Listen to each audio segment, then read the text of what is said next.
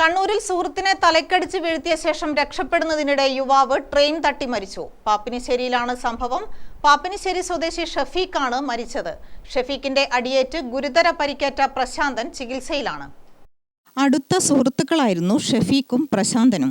ഏറെ നാളായി വിദേശത്ത് ജോലി ചെയ്തിരുന്ന ഷഫീഖ് അടുത്തിടെയാണ് നാട്ടിലെത്തിയത്. ഇതിനുശേഷം ഒരു കട തുടങ്ങുന്നതിനുള്ള നടപടികളും തുടങ്ങിയിരുന്നു. കടയിലെ ഇലക്ട്രിക് ജോലികൾ ചെയ്തിരുന്നത് പ്രശാന്തനാണ്.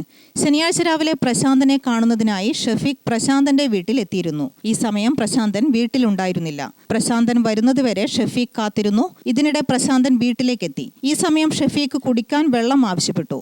വെള്ളം എടുക്കുന്നതിനായി പ്രശാന്തൻ വീട്ടിലേക്ക് കയറിപ്പോകുകയും തിരിച്ചു വന്ന സമയത്ത് ഷഫീഖ് അവിടെയുണ്ടായിരുന്ന ചുറ്റിക ഉപയോഗിച്ച് പ്രശാന്തന്റെ തലയ്ക്ക് ആഞ്ഞടിക്കുകയുമായിരുന്നു. പ്രശാന്തൻ സംഭവ സ്ഥലത്ത് കുഴഞ്ഞു വീണു.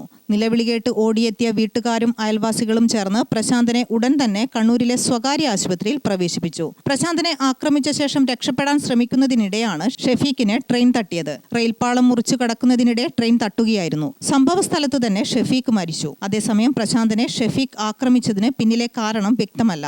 സംഭവത്തിൽ വളപട്ടണം പോലീസ് അന്വേഷണം ആരംഭിച്ചിട്ടുണ്ട്. ഗ്രാമിക ന്യൂസ്, കണ്ണൂർ.